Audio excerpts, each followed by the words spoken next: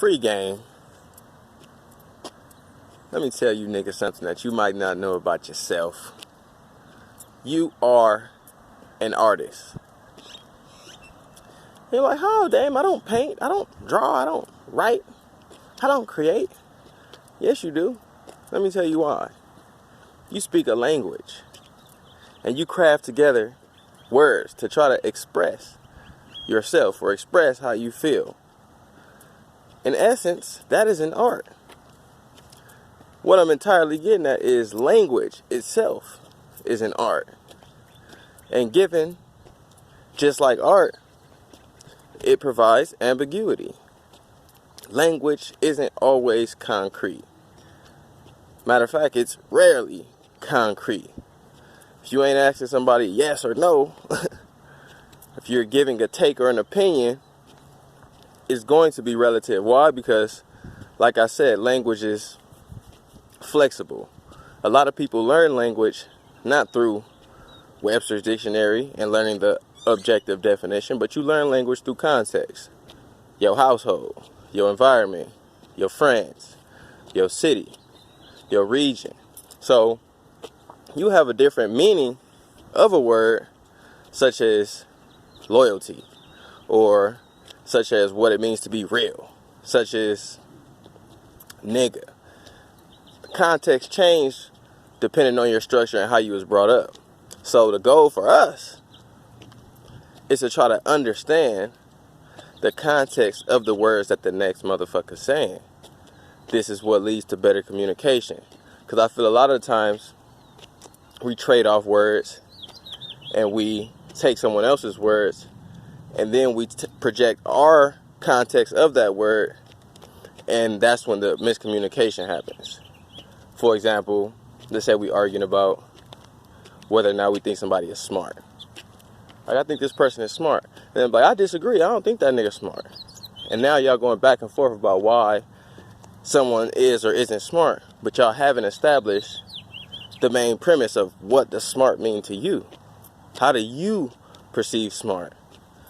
Now, if you establish those pretenses, the conversation would be better understood, because it's like, oh, this is how you interpret smart.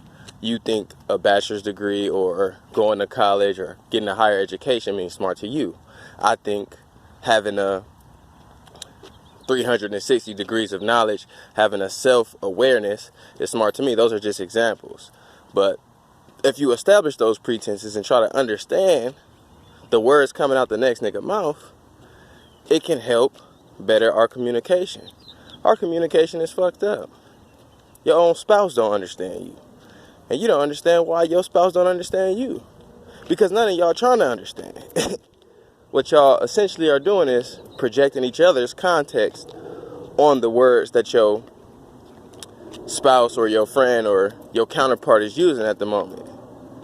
And then another thing about these words. Like, I know you heard somebody say, he's always saying something negative, or he's always saying something positive. Now, when it comes to words, they don't hold energy. You hold energy. You possess energy. You have the ability to make somebody feel great. You have the ability to make somebody feel like shit. You have the ability to turn a word into a positive and turn a word into a negative. My example would be nigga again. 1955, you walking around like, somebody like, what's up, nigga?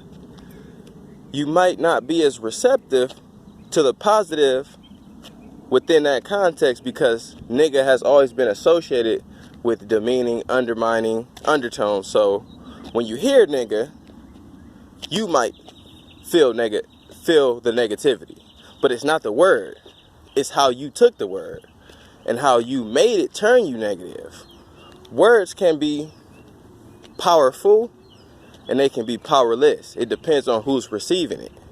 And it depends on who's giving it. Like if I say, you're smart. I'm like, hey man, you smart. Then you feel good about yourself because I gave you a compliment. But if I was sarcastic, oh yeah, you smart. You're smart. You might feel negative. My point being is smart itself, there's no spectrum of positivity or negativity. It's the subject that makes it positive or negative. It's language arts. We just use language. We use it blindly.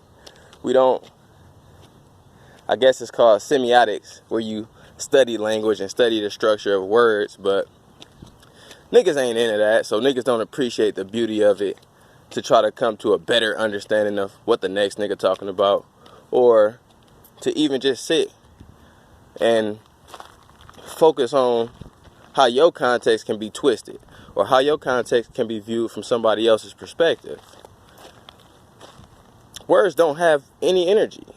They don't possess energy, from my belief. I don't know, you may have a belief in the words harnessing energy in themselves, but from my experience, you name a word, like, all right, put it like this.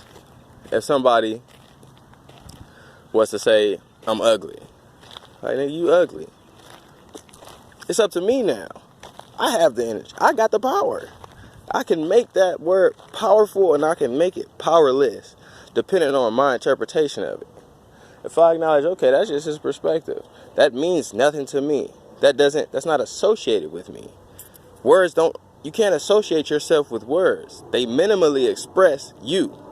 We try to express ourselves using language, but we don't acknowledge that language is a minimal way to express ourselves. It's a reductionistic way, essentially. Just like science trying to express nature. It's hard to express the nature of shit, but humans, we try anyway. So yeah, 7 minutes just on words and the language arts aspect of it, how we miscommunicate, how we communicate, how we can come to a better understanding, how we can not let words affect us, or how we can let words affect us.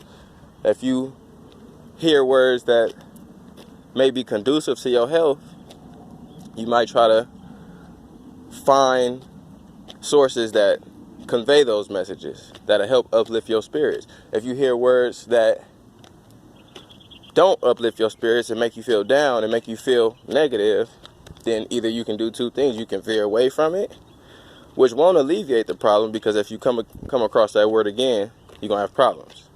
Or you can accept that word has no power. This way you don't have to harness all these negative emotions and feelings. It's like when we watch When They See Us. A lot of people was like, oh, I couldn't watch it. I couldn't do it. It hurt too bad. For me, I had to watch it. For one, it's informal. And for two, it's an account of something that was similar or close to a reality.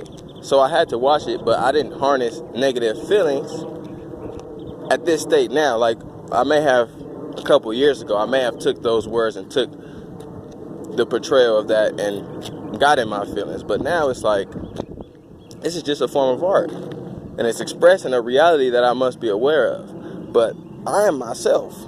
I can't let myself be down. I can't let my energy not be vibrant because of what's expressed.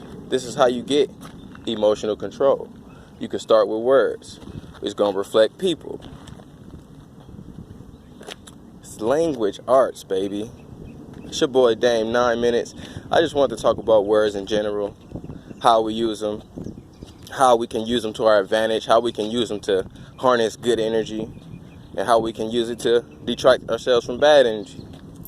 It's your boy Dame. Let me know your thoughts, comments. What do words mean to you? Is it just something you use every day blindly? Or is it an art form like I think it is?